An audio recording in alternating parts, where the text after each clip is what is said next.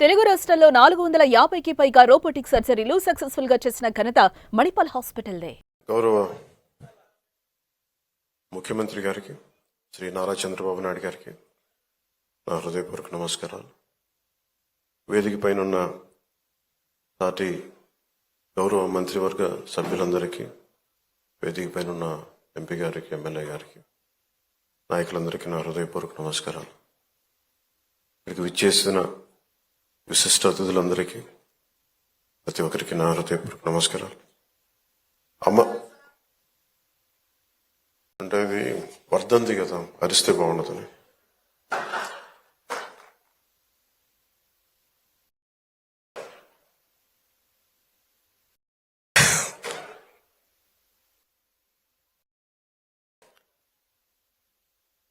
అమరజీవి పొట్టి శ్రీరాములు గారికి ఆయన వర్ధంతికి ముందస్తుగా చేతులెత్తి ఆయనకి నా నివాళులు అర్పిస్తున్నాను.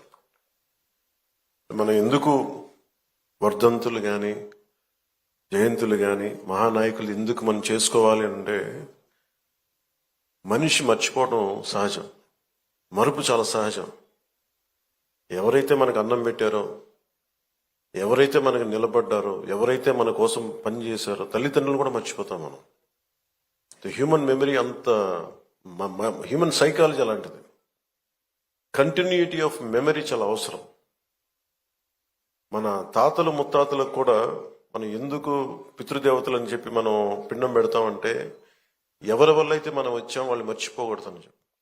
అలాంటిది ఇన్ని కోట్లాది మందికి ఈ రోజున నాలాంటి వాడు కూడా రాష్ట్రానికి ఈ స్థాయిలో మీరందరూ పెట్టగలిగారంటే దానికి ఉనికినిచ్చిన వాడు. 50 రోజుల పైన అన్నపానీయాలు లేకుండా కడుపు మలమలమల మాడిపోతూ, పేగులు యాసిడ్ పేగుల్లోంచి వస్తూ ఉంటే, మంటలు మండిపోతూ ఉంటే, దానికి ఏమి చేయాలో తెలియక ఒక మట్టి తీసుకొని, బంకమట్టి తీసుకొని ఒక బట్టగా రాసి దాన్ని తడిపి పొట్టకి చుట్టుకొని మహాక్షోభ అనిపించిన మహానుభావుడే. భార్య చనిపోయింది, కొడుకు చనిపోయాడు, కేవలం సమాజం కోసం, దేశం కోసం బతికిన మహానుభావుడైన ఆయన వేదన ఇవన్నీ ఎప్పుడు ఎక్కువ మందికి తెలియదు. ఆయనకి ఏదో ఒక ఆయన వల్ల వచ్చిందని ఒక చిన్నప్పుడు స్కూల్లో చదువుకుంటూ మాకు అనిపించి, అంతకుమించి ఎప్పుడు ఉండేది. నాకు ఎప్పుడు కూడా ఎందుకు వెతికేమనంటే, స్పెషల్ పాలిటిక్స్కి వచ్చాక అది కూడా ఆయన గొప్పతనం ఎప్పుడు మాకు మరింతగా అర్థమైంది అంటే, రాష్ట్ర విభజన జరిగిన తర్వాత ఎవరైతే మనకి మూలకారకులు ఆంధ్రప్రదేశ్కి, ప్రతిసారి పొట్టి శ్రీరాములు గారి విగ్రహం ఎతకాలి అంటే ఆర్యవైశ్య సమాజంలో దొరుకుతుంది తప్ప తక్కువ చోట్ల దొరుకుతుంది. ఆయన ఒక జాతికి నాయకుడు కాదు, ఒక కులానికి నాయకుడు కాదు, ఆంధ్ర జాతికి నాయకుడు ఆయన.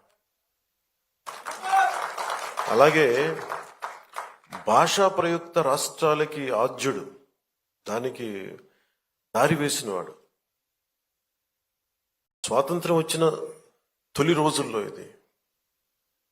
ఇందాక మనం దాంట్లో చూస్తూ ఉంటే ఆయన మీద చేసిన ఆ డాక్యుమెంటరీ ఫిల్మ్ కూడా చాలా అద్భుతంగా తీశారు. INPR అందరు డిపార్ట్మెంట్ అందరికీ నా హృదయపూర్వక మీకు అభినందనలు తెలియజేస్తున్నాను. చాలా అద్భుతంగా తీశారు, చాలా హృదయానికి హత్తుకునేలా తీశారు, గుండెలు కదిలించేలా తీశారు. స్వాతంత్రం వచ్చిన కొత్తలో ఎలా ఉందంటే దేశం, ఇది నేను వీటి మీద హిస్టరీ బుక్స్ చదువుతూ ఉంటే, నెహ్రూ గారు ఒకవైపు పాకిస్తాను, భారతదేశం, అఖండ భారతం 2 ముక్కలుగా విడిపోతుంటే, మత ప్రాతిపాదికన ముస్లింలు మేము వెళ్ళిపోతామని చెప్పి జిన్నా నాయకత్వంలో పాకిస్తాన్ వెళ్ళిపోతుంటే, మన అన్ని మతాలు ఒకటి అని మనం పట్టుకుంటే, అలాంటి సమయంలోనే నెహ్రూ గారి థాట్ ప్రాసెస్ ఎలా ఉండిందంటే, ఆయన చదువుతూ ఉంటే ఆయన ఒకవైపు నరికేస్తా ఉన్నారు పాకిస్తాన్లో హిందువుల్ని. అలాంటి సమయంలో ఇంకొక మూల మన ఉమ్మడి మద్రాసు రాష్ట్రంలో చాలా వివక్ష అనుభవిస్తూ, అవమానాలు భరిస్తూ, తెలుగు వారికి గుర్తింపు లేదు. అలాంటి సమయంలో తెలుగు ఉనికి కోసం, ఆంధ్రుల ఉనికి కోసం ఒక రాష్ట్రాన్ని ఏర్పాటు చేసుకునే క్రమంలో పొట్టి శ్రీరాములు గారు ప్రాణం పోవటం ఇవన్నీ దేశాన్ని కదిలించేసి ముందు ఏం పెద్ద జరగదు అనుకున్నారు. నెహ్రూ గారు అన్నది కూడా ఏంటంటే అసలే రాష్ట్ర విభజన జరిగిన ఈ పరిస్థితుల్లో మళ్ళీ ఈ వివక్ష ఏంటి, మళ్ళీ కూర్చోబెట్టి భాషా ప్రయుక్త రాష్ట్రాలు దేశాన్ని ఎలా కలిపించాలి అనేది ఆయనది.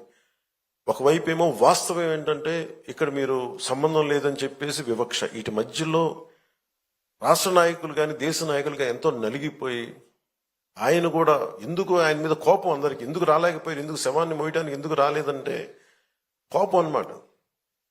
ఆయన వదిలేస్తే కొద్దిమంది ఘంటసాల గారు లాంటి పెద్దలు కానీ వీళ్ళందరూ వచ్చి అంటే నలుగురు మన రాష్ట్రం కోసం ఏర్పడిన వ్యక్తికి శవాన్ని మోయడానికి పాడి మోయడానికి నలుగురు కూడా కనా కష్టాలు పడాల్సి వచ్చిందంటే నిజంగా అదే గుండె కదిలించేసింది. అలాంటిది మనం ఈయన మన గుండెల్లో పెట్టుకోవాల్సిన మహానుభావులైన ఈ రోజున ఆంధ్రులు అని చెప్పుకుంటున్నాం అంటే ఆయన బలిదానమే మనల్ని ఇక్కడ నించోబెట్టింది. సుమన్ టీవీలో మీ పర్సనల్ అండ్ బిజినెస్ ప్రమోషన్స్ కోసం కింది నెంబర్కి కాంటాక్ట్ చేయండి.